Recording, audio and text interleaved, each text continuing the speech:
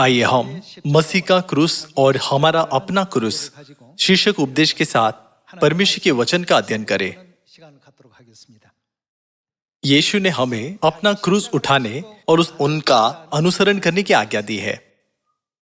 जो लोग सच में मसीह के मार्ग का पालन करना चाहते हैं, वे ही हैं जो अपना क्रूस उठाना जानते हैं और पूरे हृदय से मसीह के मार्ग का अनुसरण करते हैं। हमारा अपना क्रूस के लिए एक और अभिव्यक्ति है, वह है पीड़ा। स्वर्ग से सभी को पीड़ा दी है, यह हमारी नियति है। विशेष रूप से उनके लिए जो मसीह के जीवन का अनुसरण करना चाहते हैं, उन्हें अपना क्रूस स्वयं उठाते हैं। जब हम अपने क्रूस का सामना करते हैं, तो यह प्रत्येक व्यक्ति पर निर्भर करता है कि वह अपना निर्णय करे। मसीह ने अपने जीवन के सबसे अंधकारमयी क्षण को नहीं टाला, बल्कि मानव जाति के उद्धार का मार्ग चुना। उनके अनुयायी भाग गए, चेले उस क्षण से बचने के लिए भाग गए। यहां तक कि पतरस, जो अपने मजबूत विश्वास के लिए जाना जाता था, 3 बार मसीह का इनकार किया। हमारे जीवन में हम में से प्रत्येक को अंधकारमयी समय दिया जाता है। दूसरे शब्दों में इसे हमारा क्रूस के रूप में व्यक्त किया जा सकता है। जब हमें अपना क्रूस दिया जाता है, तो हमें उसे कैसे स्वीकार करना चाहिए? यह प्रत्येक व्यक्ति के विश्वास और मानसिकता पर निर्भर करता है। इसलिए यीशु ने कहा, यदि कोई मेरे पीछे आना चाहे तो अपने आप का इनकार करे और अपना क्रूस उठाए और मेरे पीछे हो ले। हर किसी का अपना क्रूस होता है। हम सोच सकते हैं वह व्यक्ति एक आसान जीवन जीता है क्योंकि वह आर्थिक रूप से सुरक्षित है। हालांकि ऐसा नहीं है। हर किसी का अपना अंधकारमयी समय होता है। अंतर यह है कि हम उन्हें कैसे सहन करते हैं और उन पर कैसे विजय पाते हैं। परमेश्वर हमें यह कहते हुए इस तथ्य के प्रति जागरूक करते हैं कि जो कोई मेरा चेला बनना चाहता है, उन्हें इसके अनुसार आशीषें और पुरस्कार दिए जाएंगे। जो कोई भी अभिव्यक्ति यह दर्शाती है कि मसीह का अनुकरण करने में पुरुषों, महिलाओं, बुजुर्गों या बच्चों में कोई भेद नहीं है। क्रूस का बोझ अनिवार्य रूप से हर उस व्यक्ति को दिया जाता है जो मसीह के जीवन का अनुसरण करना चाहता है।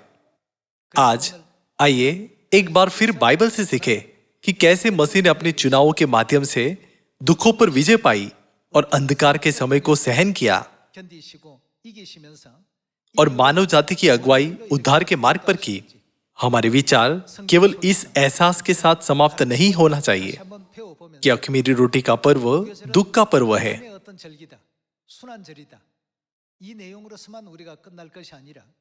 यह स्पष्ट है कि परमेश्वर ने हमें महत्वपूर्ण शिक्षाओं को प्रदान करने के लिए यह पर्व दिया है। मेरा मानना है कि हमें परमेश्वर के पक्ष में खड़ा होना चाहिए, परमेश्वर के दृष्टिकोण के आधार पर चुनाव करना चाहिए और अंधकारमय समय आने पर भी उनके मार्ग का अनुसरण करना चाहिए। आइए बाइबल में देखें कि प्रेरित पौलुस ने अपने जीवन के अंधकारमय क्षणों पर कैसे प्रतिक्रिया दी और उन्होंने कौन सा मार्ग चुना। आइए हम प्रेरितों अध्याय 20 खोले।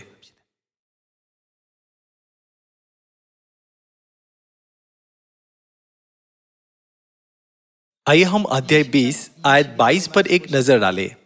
अब देखो, मैं आत्मा में बंधा हुआ यरूशलेम को जाता हूं और नहीं जानता कि वहां मुझ पर क्या क्या बीतेगा।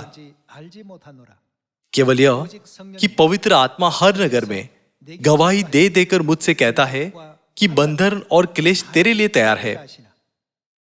उस समय कैद और कठिनाइयां पौलुस की प्रतीक्षा कर रही थी। आइए हम आयत 24 देखें। परंतु मैं अपने प्राण को कुछ नहीं समझता कि उसे प्रिय जानूं, वरन यह कि मैं अपनी दौड़ को और उस सेवा को पूरी करूं जो मैंने परमेश्वर के अनुग्रह के सुसमाचार पर गवाही देने के लिए प्रभु यीशु से पाई है। कृपया इस बात पर ध्यान दें कि प्रेरित पौलुस ने अपने जीवन के सबसे अंधकारमय क्षणों पर कैसे प्रतिक्रिया दी और उसने अपने जीवन और अपनी मृत्यु को देखते हुए उन्होंने कौन सा मार्ग चुना। प्रेरितों अध्याय 20 आयत 24 में पौलुस ने कहा कि जब सुसमाचार की गवाही देने की बात आई तो उसने अपने जीवन को कुछ भी नहीं समझा। उन्होंने अपने स्वयं के जीवन के जोखिम में भी सुसमाचार का प्रचार करने के लिए खुद को समर्पित किया। आइए अध्याय 21 आयत 10 पर एक नजर डालें। जब हम वहां बहुत दिन रह चुके तो अगबुस नामक एक भविष्यद्वक्ता यहूदियों से आया। उसने हमारे पास आकर पौलुस का कटिबंध लिया और अपने हाथ पांव बांधकर कहा, पवित्र आत्मा यह कहता है कि जिस मनुष्य का यह कटिबंध है उसको यरूशलेम में यहूदी इसी रीति से बांधेंगे और अन्य जातियों के हाथ में सौंपेंगे। जब हमने ये बातें सुनी तो हम और वहां के लोगों ने उससे विनती की कि यरूशलेम को न जाए, परंतु पौलुस ने उत्तर दिया, तुम क्या करते हो कि रो रो कर मेरा दिल तोड़ते हो? मैं तो प्रभु यीशु के नाम के लिए यरूशलेम में न केवल बांधे जाने ही के लिए वरन मरने के लिए भी तैयार हूं।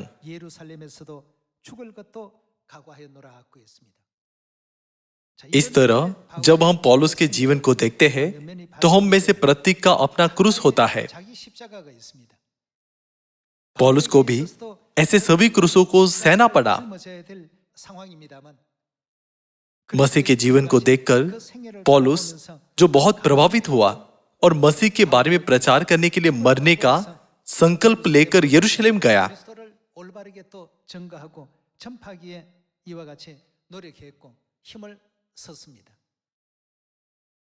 यह हमेशा हम में से प्रत्येक पर निर्भर करता है कि हम अपने जीवन के अंधेरे क्षणों में कैसे प्रतिक्रिया देंगे और क्या चुनेंगे। हमें यह कभी नहीं भूलना चाहिए कि हमारे चुनाव अनंत महिमा की ओर नेतृत्व कर सकते हैं या हमें नरक में भी खींच सकते हैं।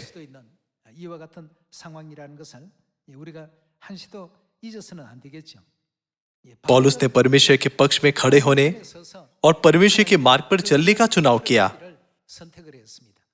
उन्होंने मृत्यु, कठिनाइयों या सताव की परवाह नहीं की।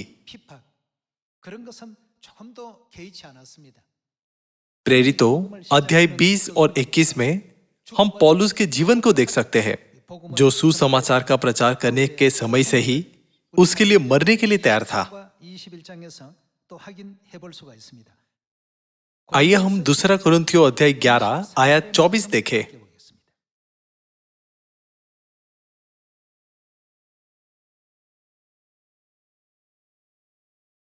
पांच बार मैंने यहूदियों के हाथ से 39 कोड़े खाए। 3 बार मैंने बैठे खाई। 1 बार मुझ पर पथराव किया गया। 3 बार जहाज जिन पर मैं चढ़ा था टूट गए। 1 रात दिन मैंने समुद्र में काटा। मैं बार बार यात्राओं में, नदियों के जोखिमों में, डाकुओं के जोखिमों में, अपने जाति वालों से जोखिमों में, अन्य जातियों से जोखिमों में, नगरों के जोखिमों में, जंगल के जोखिमों में, समुद्र के जोखिमों में, झूठे भाइयों के बीच जोखिमों में रहा।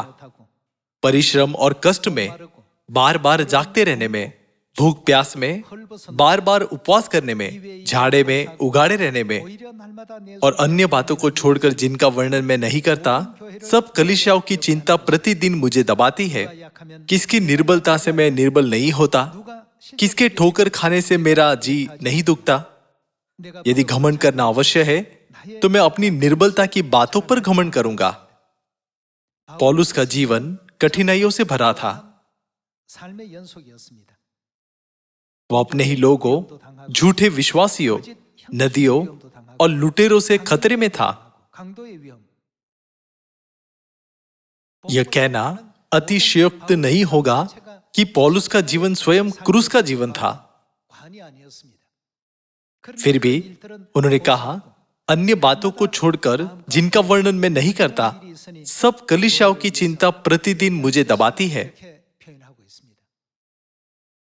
आज जब हम मसीह के क्रूस को देखते हैं और उनके दुखों के बारे में सोचते हैं, तो हमें जो क्रूस उठाना चाहिए वो उनके क्रूस के साथ अतुलनीय है। यदि मसीह के क्रूस के परिणाम को 1,000 या 10,000 माना जाता तो हमारा क्रूस एक तक भी मापने योग्य नहीं होता। पौलुस ने मसीह के क्रूस की ओर देखते हुए हमेशा उस मार्ग पर चलने की इच्छा रखी। आज आइए हम प्रेरित पौलुस की तरह उस मार्ग पर चलने का संकल्प ले जिस पर हमारे स्वर्गीय पिता और स्वर्गीय माता चले हैं। चुनाव आपका है, लेकिन आप क्या चुनेंगे? सभी लोगों, जिनमें वे भी शामिल हैं जो सत्य में नहीं है, कठिनाइयों और अंधकारमय समय का सामना करते हैं। हालांकि हम जो चुनते हैं उसके आधार पर ऐसे परिणाम हो सकते हैं जो परमेश्वर को प्रसन्न करते हैं और जो नहीं करते। जंगल के जीवन के दौरान भी परमेश्वर ने 12 भेदियों को कनान देश, दूध और शहद से बहने वाली भूमि का भेद करने की अनुमति दी। उनमें से 10 भेदी नकारात्मक खबर लाए। वह ऐसी भूमि नहीं है जिसे हम जीत सके।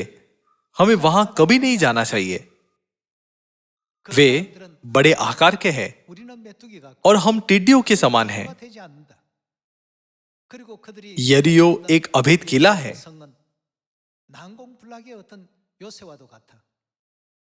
यदि हम सभी इजरायलियों पर उनके प्रभाव पर विचार करें तो उन्होंने गलत चुनाव किया है।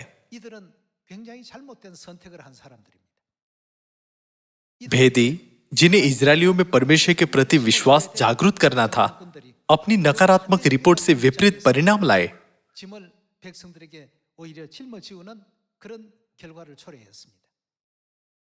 सभी लोग रात भर रोते रहे और परमेश्वर के विरुद्ध शिकायत करते हुए पूछने लगे, तुम हमें मिस्र से जंगल में मरने के लिए क्यों लाए?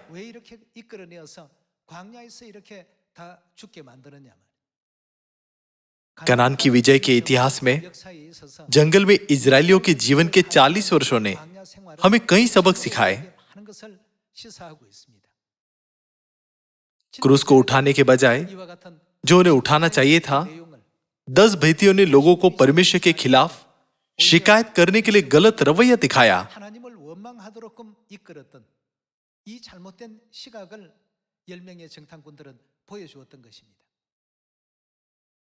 कृपया उस क्रूस के बारे में सोचें जो मसीह ने उठाया था और उस क्रूस के बारे में जो हमें उठाना चाहिए।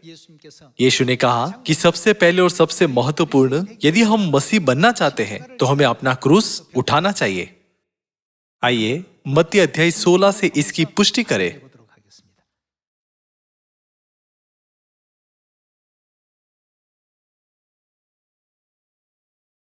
मत्ती अध्याय 16 आयत 24। तब यीशु ने अपने चेलों से कहा, यदि कोई मेरे पीछे आना चाहे तो अपने आप का इनकार करे और अपना क्रूस उठाए और मेरे पीछे हो ले। क्योंकि जो कोई अपना प्राण बचाना चाहे वो उसे खोएगा, और जो कोई मेरे लिए अपना प्राण खोएगा वो उसे पाएगा। यदि मनुष्य सारे जगत को प्राप्त करे और अपने प्राण की हानि उठाए तो उसे क्या लाभ होगा? या मनुष्य अपने प्राण के बदले क्या देगा?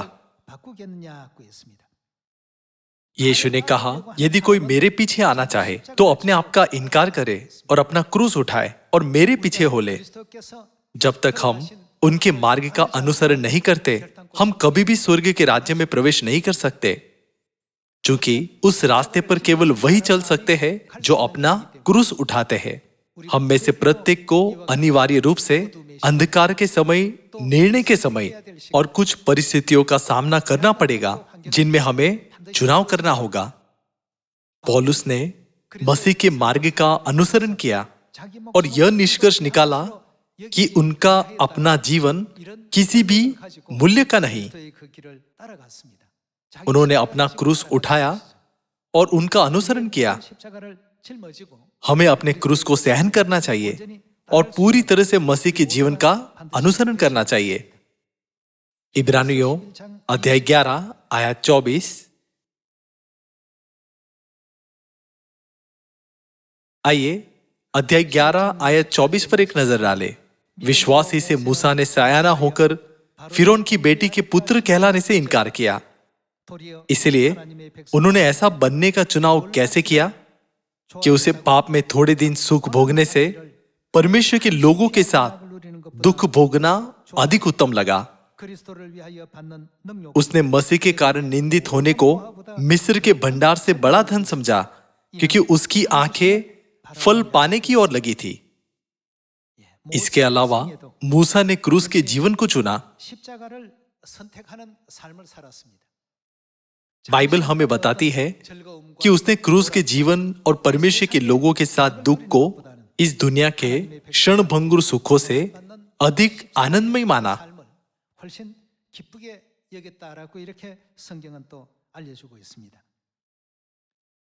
आइए हम इब्रानियों अध्याय 11 आयत 35 देखें। अध्याय 11 आयत 35।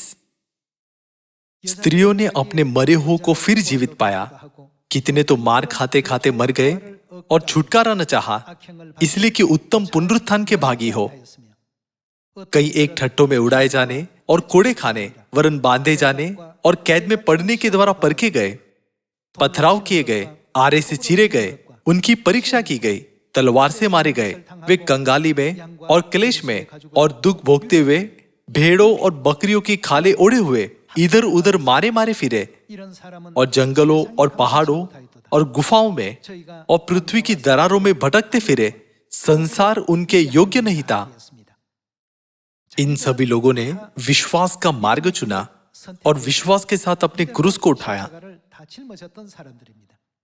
परमेश्वर ने हमें इब्रानियों अध्याय 11 के द्वारा प्रबुद्ध किया कि उन्होंने सही मार्ग चुना और आसान मार्ग अस्वीकार कर दिया।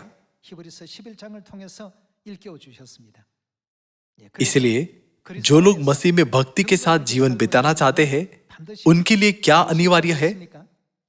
उनके लिए कठिनाइयां होगी। आइए हम दूसरा तीमुथियुस अध्याय 3 पर जाएं।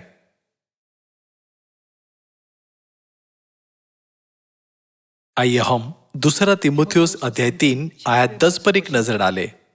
परंतु तूने उपदेश, चाल चलन, मनसा, विश्वास, सहनशीलता, प्रेम, धीरज और सताए जाने और दुख उठाने में मेरा साथ दिया। ऐसे दुखों में भी जो अंताक्या, इकुनियुम और लुस्त्रा में मुझ पर पड़े थे, और अन्य दुखों में भी जो मैंने उठाए हैं, परंतु प्रभु ने मुझे उन सब से छुड़ा लिया। पर जितने मसीह यीशु में भक्ति के साथ जीवन बिताना चाहते हैं, उनके साथ क्या होगा? वे सब सताए जाएंगे। जो लोग मसीह के क्रूस के जीवन का पालन करना चुनते हैं, उनके लिए उत्पीड़न होगा और दुख का समय आएगा।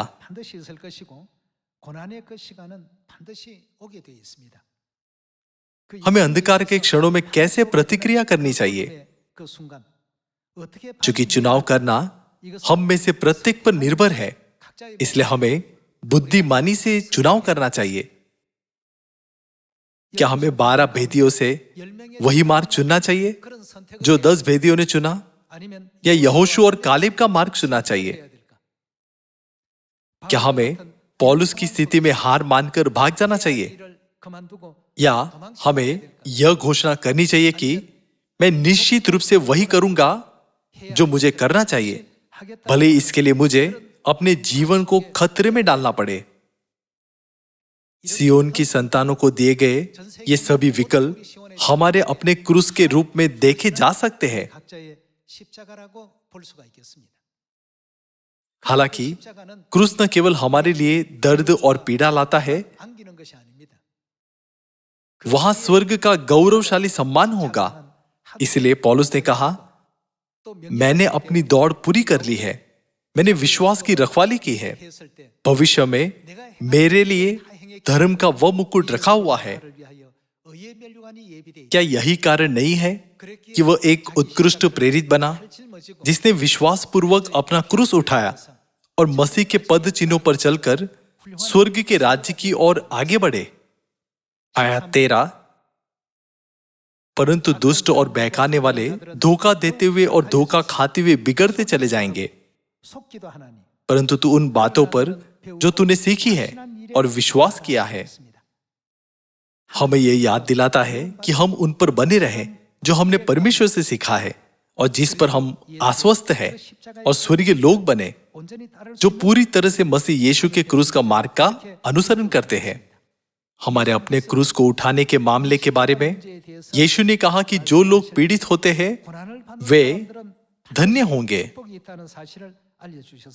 आइए हम मत्ती अध्याय 5 में जाएं।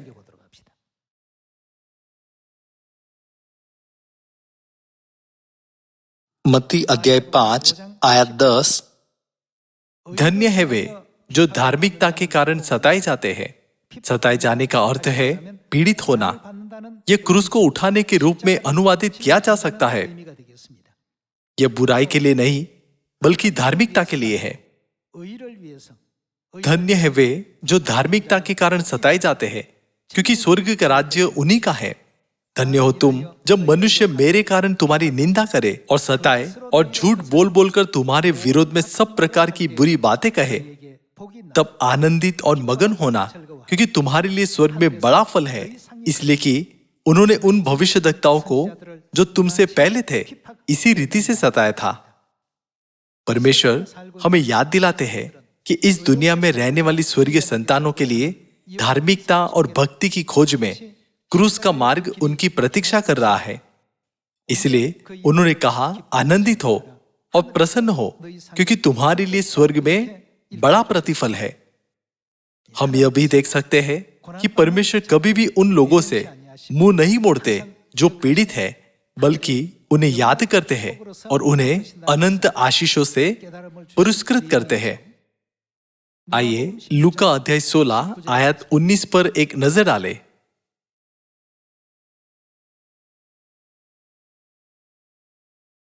अध्याय 16 आयत 19।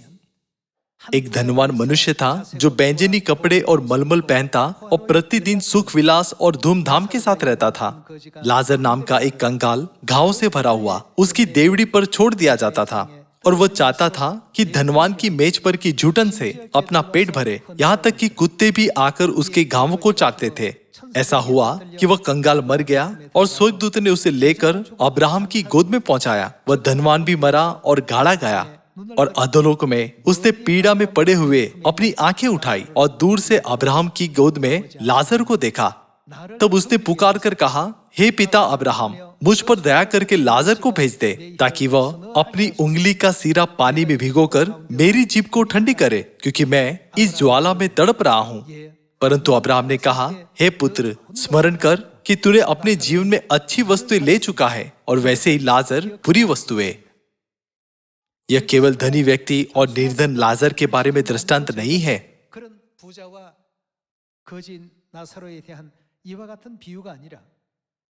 इस दृष्टांत के माध्यम से हमें यह याद दिलाता है कि एक व्यक्ति अपने क्रूस को उठाए बिना अपनी मर्जी से जी रहा था, जबकि दूसरे ने भिखारी की तरह रहते हुए असुविधा और कठिनाइयों का अनुभव किया।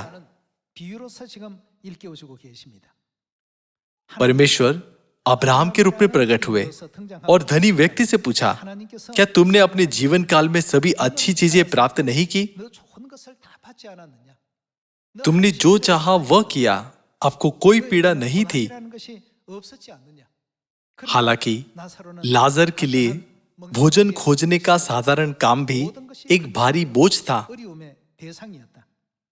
परंतु अब वह यहां शांति पा रहा है और तू तड़प रहा है।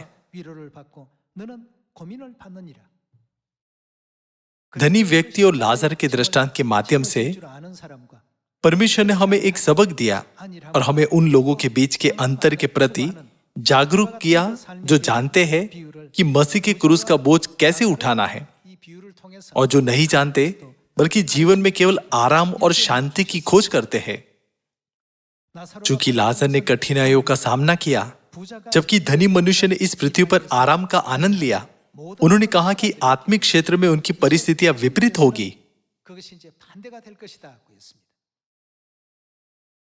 इसीलिए मत्ती अध्याय 5 में लिखा है कि धन्य वे हैं जो धार्मिकता के कारण सताए जाते हैं।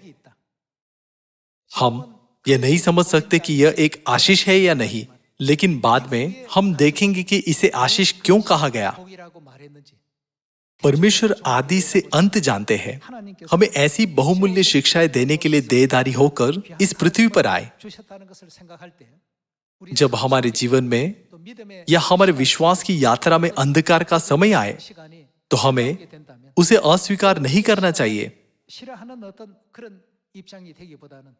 इसके बजाय हमें सोचना चाहिए, मुझे भी मसीह का क्रूस उठाना चाहिए जैसे उन्होंने उठाया था। पौलुस, पतरस और विश्वास के सभी पूर्वजों की तरह हमें अपनी स्वर्गीय पिता और माता के द्वारा उठाए गए क्रूस के बोझ को याद रखना चाहिए। क्या वो हमें याद नहीं दिलाते हैं कि स्वर्ग का राज्य उन लोगों का है जिन्हें धार्मिकता के लिए सताया जाता है? आइए रोमियो अध्याय 8 आयत 35 पर एक नजर डालें।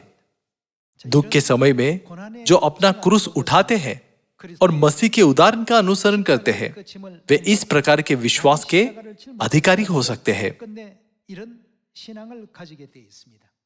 आइए आयत 35 पढ़े। कौन हमको मसीह के प्रेम से अलग करेगा? क्या क्लेश या संकट या उपद्रव या अकाल या नंगाई या जोखिम या तलवार? दुनिया के नजर से देखने पर ये सभी चीजें क्रूस की तरह दिखती है। हालांकि क्या ये हमें मसीह के प्रेम से अलग कर सकते हैं? परमेश्वर ने हमें इसका उत्तर अगली आयत में दिया। आयत 36 जैसा लिखा है, तेरे लिए हम दिन भर घात किए जाते हैं, हम वध होने वाली भेड़ों के समान गिने गए हैं। परंतु इन सब बातों में हम उसके द्वारा जिसने हमसे प्रेम किया है जयवंत से भी बढ़कर है। क्योंकि मैं निश्चय जानता हूं कि न मृत्यु, न जीवन, न स्वर्गदूत, न प्रधानताएं, न वर्तमान, न भविष्य, न सामर्थ्य, न ऊंचाई, न गहराई और न कोई और सृष्टि हमें परमेश्वर के प्रेम से जो हमारे प्रभु मसीह यीशु में है अलग कर सकेगी।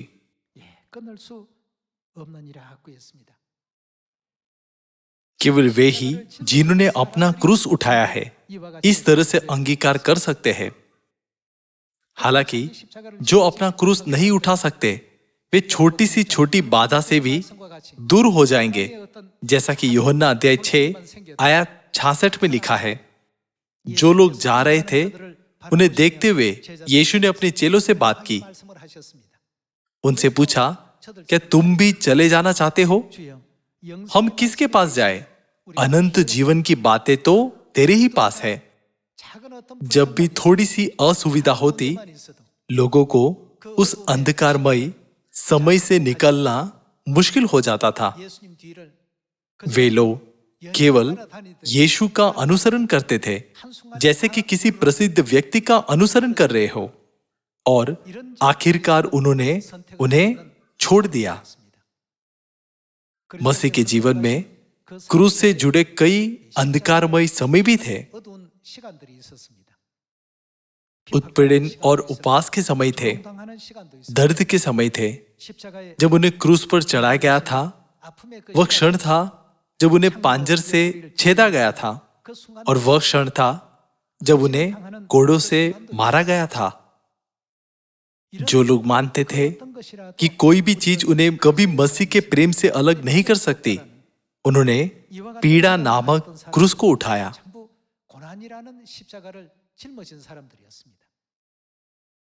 जब हमारे सामने अंधकार का समय आए तो हमें अपने पिता और माता के प्रेम और बलिदान को याद करके, जो हमेशा हमारे आगे चलते हैं, इस पर विजय प्राप्त करनी चाहिए और अपने आसपास की अनेक आत्माओं को उद्धार और पश्चाताप के मार्ग पर ले जाना चाहिए। अख़मीरी रोटी का पर्व सचमुच एक ऐसा समय हो जब हमारे सभी हृदय और मन इस उद्देश्य में एक हो। पिता और माता द्वारा उठाया गया क्रूस बहुत भारी है। इसकी तुलना हमारे क्रूस से नहीं की जा सकती, जो बहुत छोटा है।